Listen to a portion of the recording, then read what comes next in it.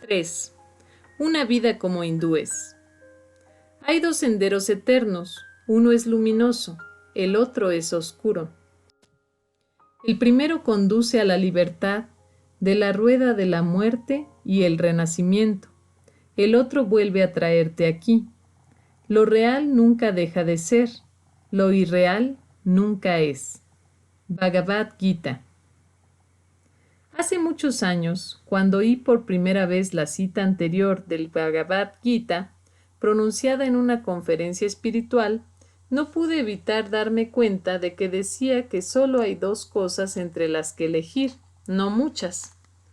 Solo hay dos caminos, y cada uno conduce a un resultado muy específico. Esta simplicidad me gustó. También había oído que el antiguo Advaita Vedanta hindú lleva ese nombre porque las palabras significan el final del conocimiento. Pensé que eso era genial.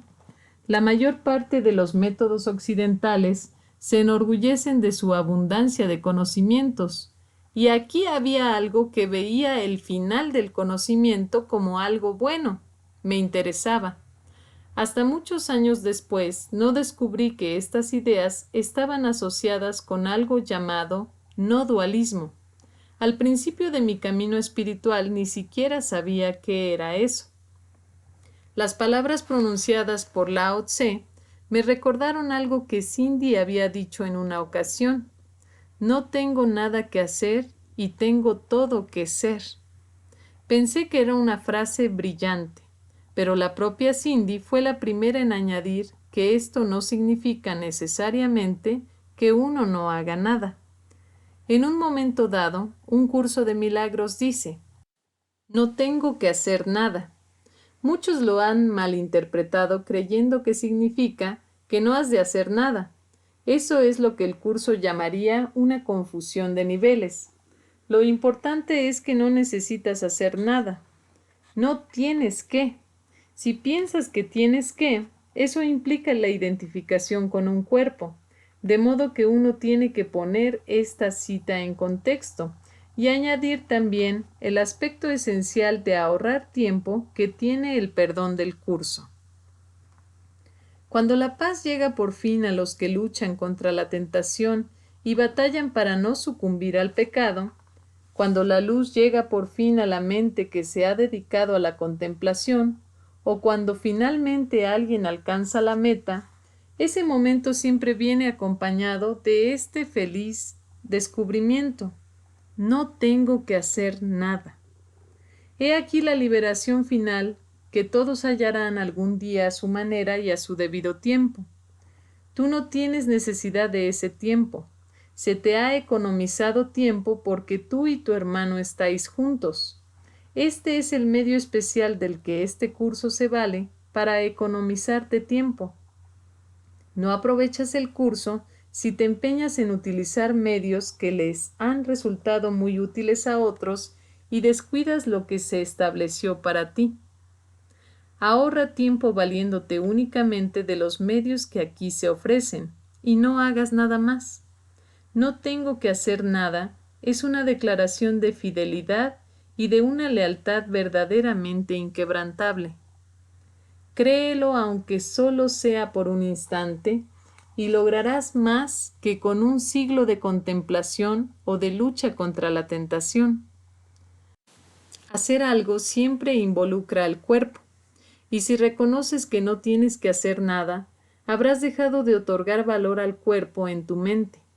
He aquí la puerta abierta que te ahorra siglos de esfuerzos, pues a través de ella puedes escaparte de inmediato, liberándote así del tiempo. No hacer nada es descansar y crear un lugar dentro de ti donde la actividad del cuerpo cesa de exigir tu atención. A ese lugar llega el Espíritu Santo y ahí mora. Él permanecerá ahí cuando tú te olvides y las actividades del cuerpo vuelvan a abarrotar tu mente consciente. Mas este lugar de reposo al que siempre puedes volver, siempre estará ahí, y serás más consciente de este tranquilo centro de la tormenta que de toda su rugiente actividad. Este tranquilo centro, en el que no haces nada, permanecerá contigo, brindándote descanso en medio del ajetreo de cualquier actividad a la que se te envíe. Un curso de milagros. En el estado de no dualismo que Lao Tse comprendió, a ninguna parte de la ilusión se le otorga realidad, y la verdad no incluye ninguna ilusión. La verdad y la ilusión son mutuamente excluyentes, algo de lo que casi nadie se da cuenta. En cambio, como dicen mis profesores, la gente siempre trata de hacer que la ilusión, o al menos parte de ella, sea verdad. Esto incluye el intento de traer a la ilusión a quien quiera que esas personas piensen que son el creador o los creadores del universo, haciendo que dicha deidad sea responsable de él. Una de las creencias más comunes de la nueva era es que Dios creó el universo dualista para poder experimentarse a sí mismo. Casi nunca se cuestiona la locura de esta idea.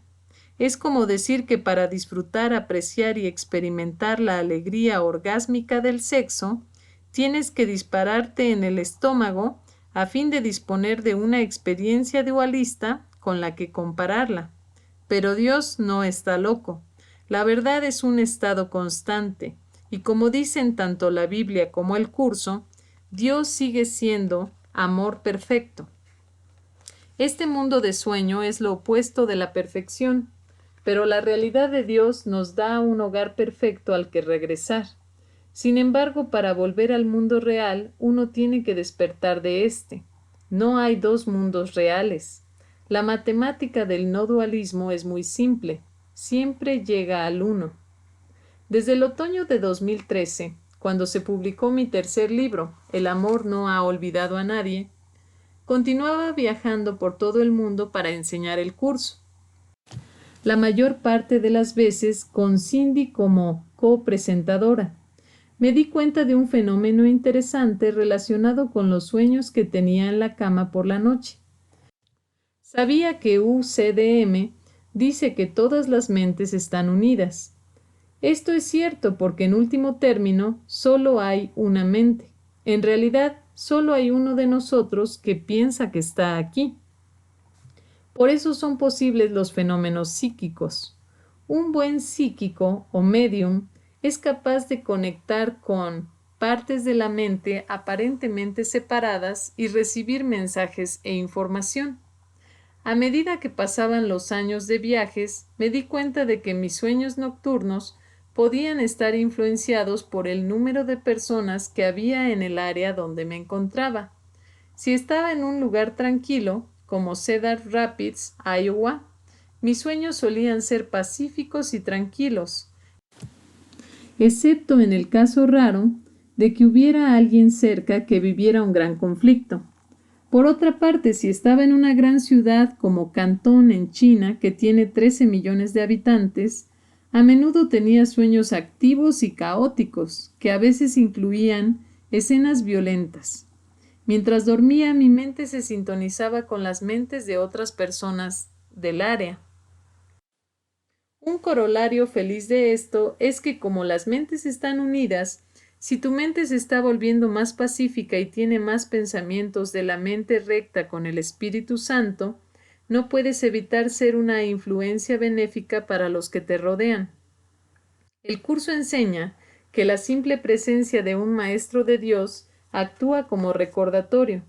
A cierto nivel llegas a la mente de la gente tanto si te das cuenta de ello como si no. Esto no significa que puedas hacer el trabajo de perdón en lugar de otras personas. Ellas siguen teniendo que hacer su parte, pero puedes indicarles cuál es la dirección correcta. A lo largo de la historia, muchos estudiantes han pensado que se iluminarían simplemente viviendo en presencia de un maestro. Pensaban que de algún modo la iluminación del maestro se les pegaría, como cuando uno pilla un virus o algo parecido. Sería genial. Por desgracia, la cosa no funciona así.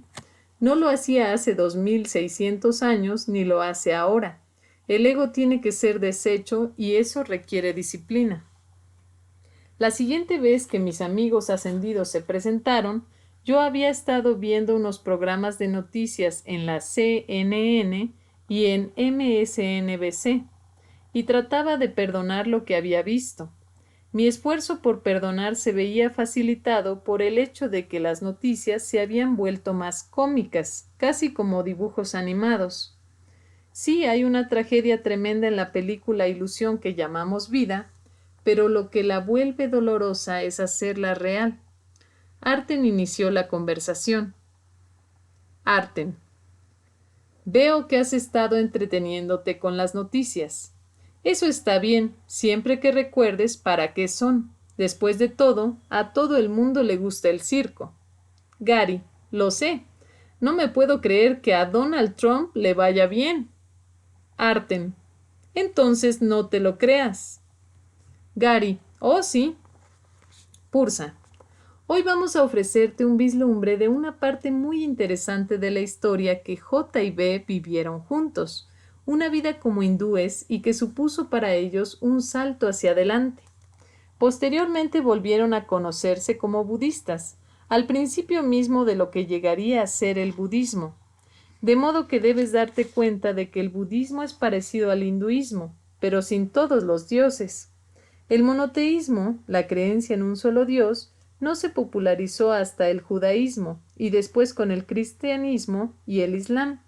A propósito, estas tres confesiones tienen el mismo Dios, el Dios de Abraham. Pero antes de estas religiones generalmente se tenían al menos unos pocos dioses para distintos propósitos. Gary: como los dioses griegos. Pursa: sí. Los hindúes y los griegos probablemente tuvieron la mayor cantidad de dioses, y el budismo se enfocó en la mente. A propósito, hablaremos un poco del budismo más adelante, pero como ahora vamos a hablar del hinduismo, debes saber que al principio el budismo era considerado parte del hinduismo, como una secta, del mismo modo que inicialmente el cristianismo se consideró parte del judaísmo y no algo separado. Asimismo, el budismo nunca tuvo mucho arraigo en India, solo despegó, como dirías tú, cuando llegó a China. Gary: sí, es difícil conseguir un gran éxito. Arten: algo preciso que se puede decir sobre el hinduismo y su historia es que son complicados, de modo que no vamos a entrar en todos los libros y escuelas de pensamiento. Los hindúes creen que muchos de sus dioses, incluso Krishna, tienen al menos 3200 años de antigüedad. Esto no puede confirmarse, pero esa es la creencia. Parte de la filosofía Advaita Vedanta también es anterior a los tiempos históricos. Tal vez recuerdes que hace mucho te dijimos que la idea original del hinduismo no dual fue interpretada por algunos seguidores de Shankara como dualista, y así es como un amplio segmento de los hindúes piensan en su religión. Lo mismo ocurre con el curso. A propósito, tú dijiste que fue Shankara quien lo malinterpretó, pero eso es un error. Fueron algunos de sus alumnos los que lo interpretaron y transmitieron mal. Queremos contarte un poco sobre una vida que J y B compartieron en torno al año 500 a.C. Esto fue como 100 años después de su experiencia con Lao Tse. Sus nombres eran Harish y Padmaj. No hace falta conocer sus nombres completos. Eran primos y vecinos en un pueblo bastante grande. Fueron educados para ser hindúes devotos, pero Harish sintió la tentación de tener experiencias mundanas. Aquí has de darte cuenta de que las personas son lanzadas por el ego para ser de cierta manera. Las personas son como son, porque así es como tienen que ser para tener las experiencias que se les han preparado, y no lo saben porque todo esto es inconsciente. Digamos que al día de hoy naces en Canadá y a los 6 años empiezas a jugar al hockey. Por supuesto que no sabes por qué, pero te encanta.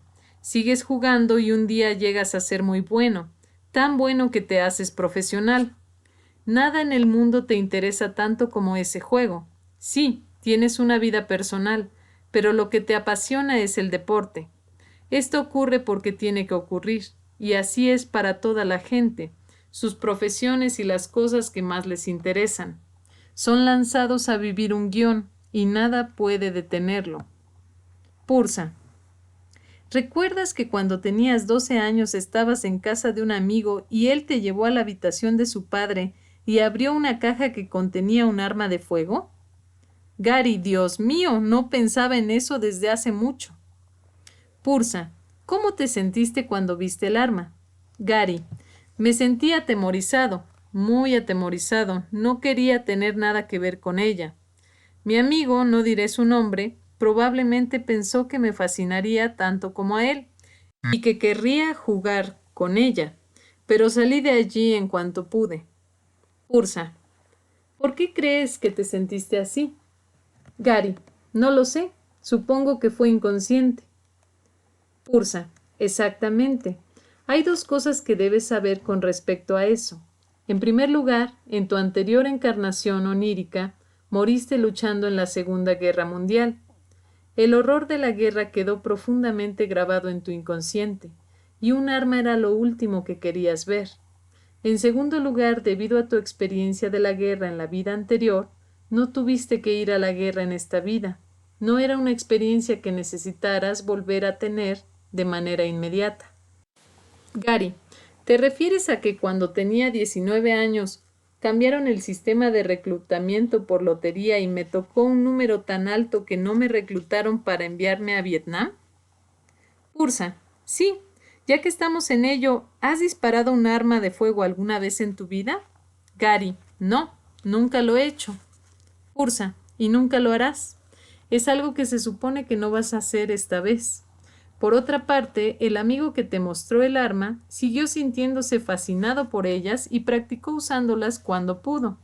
Finalmente decidió emprender la carrera militar. Acabó muerto en Vietnam. Gary, no lo sabía. No seguí en contacto con él después del episodio del arma. Pursa. No tenías que seguir con él. Al final, debido al camino que has elegido, recordarás la experiencia de tu muerte en la Segunda Guerra Mundial y serás capaz de perdonarla. Entonces serás libre de ella. Gary, dices que lo que ocurre ya está determinado, pero yo sigo teniendo el poder de practicar el perdón al nivel de la mente y de ser libre de los incómodos efectos de cualquier cosa que ocurra. Pursa, excelente. Y aunque el propósito del perdón no es cambiar el guión, sino liberarse de sus efectos, también es posible dentro de un sistema fijo que el Espíritu Santo ajuste el espacio y el tiempo para ti. De esta manera, puedes tener una experiencia distinta de la que habrías tenido, pero eso depende del Espíritu Santo. Tu labor es hacer el trabajo de perdón. El Espíritu Santo sabe si es apropiado para ti cambiar las dimensiones temporales. Arten. Decimos esto para que entiendas por qué Harish tenía cierto tipo de personalidad y las situaciones potencialmente dañinas hacia las que se sentía atraído. Pero su primo Padmaj era diferente. Padmaj no estaba tan interesado en las experiencias temporales del mundo y quería alcanzar la iluminación. Nacieron así debido al plan del ego de dividirlos y separarlos. Ya habían aprendido muchas cosas juntos en otras ocasiones y el ego a nivel inconsciente se sentía muy amenazado y planeó que separaran sus caminos. Cuando tuvo la edad suficiente, Harish solía ir a la ciudad, que estaba como a 1 hora de distancia, a pie. Le gustaba pasárselo bien, beber vino de arroz, jugarse el dinero y coquetear con las mujeres. Siempre pedía a Padmaj que le acompañara. A Padmaj no le interesaban mucho la diversión y los juegos, pero Harish era su único amigo, además de su primo, y prefería estar con él que sentirse solo y marginado. De modo que en la ilusión tienes la dualidad de Padmaj tratando de ser santo y Harish buscando ser mundano. Añade a esto la complicación de que debido a sus estudios cuando eran muy jóvenes, así como su experiencia con Lao Tse, ambos ya conocían una verdad básica. Como hindúes que creían en el Advaita Vedanta, veían la realidad absoluta, a la que llamaban Brahman, como algo sin ninguna relación con el mundo físico. Así entendían el Atman, que significa alma, de dos maneras. Una era ilusoria, la otra era real. El Atman ilusorio era el alma individual, que parecía estar separada de todas las personas y cosas ilusorias. Y después estaba el Atman de Brahman, o realidad, la realidad absoluta que era sólo unicidad. Al mismo tiempo, muchos pensadores orientales, aunque consideraban ilusorio el mundo fenoménico, seguían viéndolo como un reflejo de sus dioses. Esto ayudó a perpetuar la confusión popular de que un dios o los dioses habían creado la ilusión con la que un ser perfecto no tendría nada que ver. La proyección del universo de la multiplicidad es un producto del ego, basado en la idea de individualidad y separación. Gary, me gusta la manera en que lo expresan en la película Matrix. El mundo que ves es una ilusión que pone un velo sobre tus ojos para impedirte ver el mundo real. Arten, sí, pero el mundo real del que hablan en Matrix no tiene nada que ver con Dios. No obstante, lo que la película señala es un paso en la dirección correcta. Gary, a propósito, siento el error que cometí con relación a Shankara. Arten, no hay problema, hermano mío. Si se tiene en cuenta toda la información que te hemos dado, has cometido muy pocos errores, solo un par de fallos menores. Por ejemplo, contaste el mismo chiste en 2 libros distintos. Y Mickey lo señaló. Nota: Mike Lemieux, también conocido como Giddy-Up Mikey, es un buen amigo mío que conoce mis libros extremadamente bien, tal vez mejor que yo. Es autor de Dude, Where's My Jesus Fish? También me ayuda con mi página de fans en Facebook y escribe muchas observaciones excelentes. Gary, ¿qué otros errores he cometido? Arten, en la desaparición del universo nos haces decir que hubo un terremoto en China en los años 60 que mató a más de 500,000 de personas. En realidad fue en los años 70. No importa mucho. Las grabaciones que te permitíamos hacer entonces no eran muy claras y en esa época no podías canalizarnos también entre visitas. Asimismo, en la desaparición pusiste bien la duración del matrimonio entre J y María Magdalena, 15 años, pero en el amor no olvidado a nadie, cometiste un error mientras tomabas notas y nos escuchabas al mismo tiempo, y dijiste que se habían casado cuando tenían 20 y tantos. En realidad se casaron de adolescentes. J tenía 18 años y María 15. Estuvieron casados 15 años hasta la crucifixión. Eso es todo, nada fatal. Pursa. Pero volvamos a nuestros 2 amigos, Harish y Padmaj. Ellos habían hecho bien sus deberes de estudiar los antiguos textos transmitidos durante generaciones. Entendían las cosas de las que hablamos intelectualmente, pero no las experimentaban. En esa vida todavía no habían desarrollado la disciplina para emprender el tipo de prácticas que entrenan la mente. Una noche fueron a un local donde se bebía y se apostaba. Harish tenía una buena noche. Iba ganando una buena cantidad de dinero. Entonces un hombre borracho que estaba perdiendo sugirió que hacía trampas. No era cierto, pero era una acusación seria que Harish no se tomó a la ligera. Empezaron a levantarse la voz y pronto hubo una pelea. Padmaj vino en ayuda de su amigo, pero durante la pelea le apuñalaron con un cuchillo en el abdomen. Harish se sintió horrorizado, pues de inmediato se dio cuenta de que sus locuras le podrían haber costado la vida a su primo y mejor amigo. Por suerte, los trabajadores del local consiguieron detener la pelea. Harish y un par de jugadores llevaron a Padmaj a un médico cercano que practicaba lo que hoy se conoce como medicina ayurvédica. La herida no era muy honda y el médico supo qué hacer. Padmaj sobrevivió y recuperó la salud en pocas semanas. En cualquier caso, esto fue una llamada a despertar para Harish. No había sentido que su estilo de vida fuera pecaminoso y seguía sin sentirlo, pero se dio cuenta de que era una pérdida de tiempo y de que la cosa aún podía ir peor. Asimismo, y aquí es donde recordarás que los accidentes no existen, el médico cuyo nombre era Sabal tuvo tiempo de hablar con ambos, Harish y Padmaj, en las semanas en que visitó su pueblo para tratar a Padmaj. Les habló de un hombre santo a quien debían visitar. De este modo, incluso antes de que Padmaj estuviera completamente recuperado, ambos tomaron la decisión de ir a visitarle y averiguar si tenía algo que ofrecerles. Partieron en busca del hombre santo, que según les había dicho Sabal, no tenía nombre. En cierta ocasión, el hombre santo le había dicho a Sabal que tener un nombre le limitaba a ser un ser humano, y él no se consideraba como tal. Intrigados, Harish y Padmaj se dirigieron a la zona donde les habían dicho que era probable hallarlo. En el camino hacia allí se encontraron con un grupo de gente que seguía a otro hombre, a quien también consideraban santo. Fueron invitados a acampar con el grupo, que era lo que actualmente llamaríamos una secta. Les dieron un poco de comida y después les preguntaron si les gustaría participar en una de las ceremonias grupales. Como parecía que allí no iba a ocurrir nada que pudiera resultar dañino, accedieron.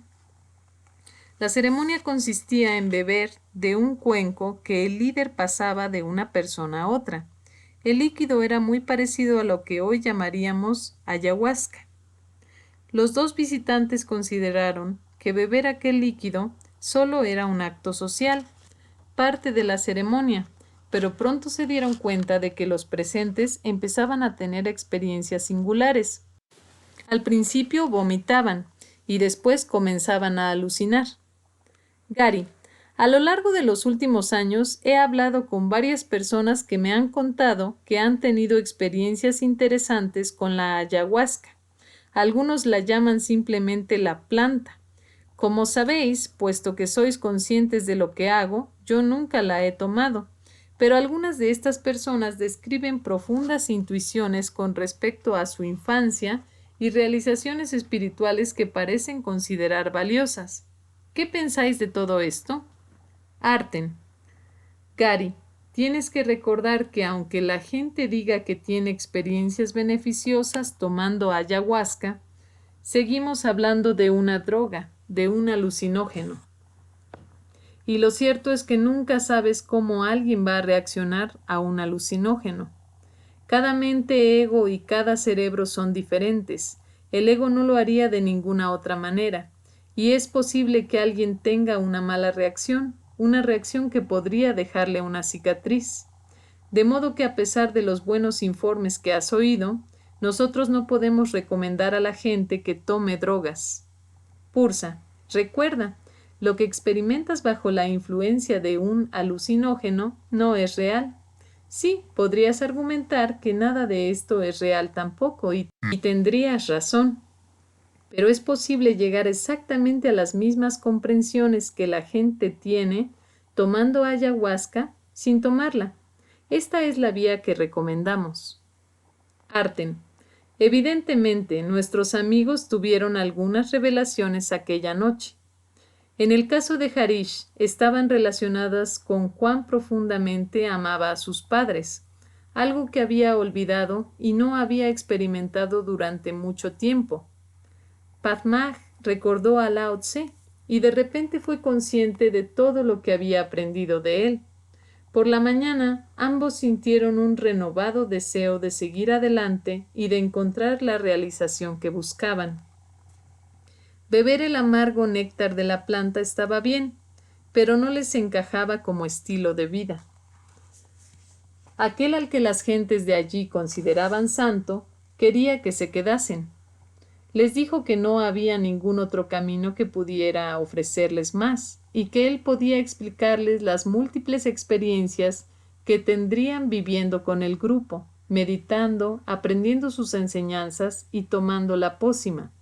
Pero ellos sintieron que ese no era el lugar donde debían quedarse, y se fueron, a pesar de unas pocas miradas amenazantes de ciertos miembros del grupo. Después de un par de semanas de viajar a pie, Harish y Padmaj encontraron al hombre que buscaban. Se acercaron al sin nombre y se presentaron. Gary, de acuerdo, un repaso para no perderme. B y J estaban en estado de dualismo cuando eran shintos, aunque podríamos llamarle un estado de dualismo avanzado, una especie de semidualismo, porque no compraban el sueño tanto como otros.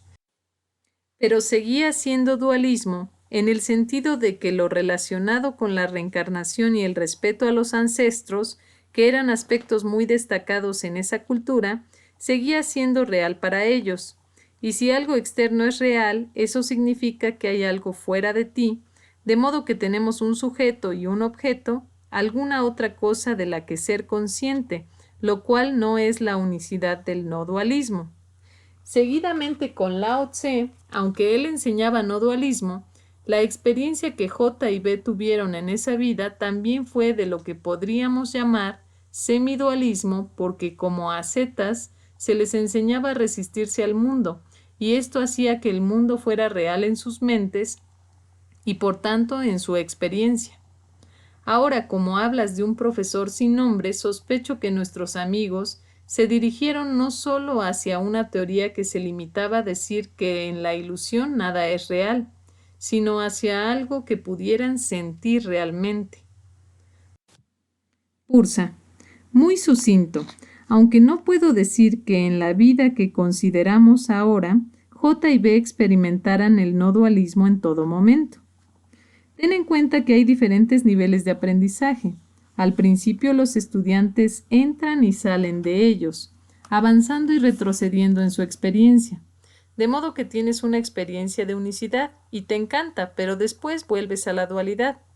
Debes acostumbrarte al nuevo nivel e incluso si te acostumbras a él, la única manera de mantenerlo permanentemente es mediante el proceso de deshacer el ego.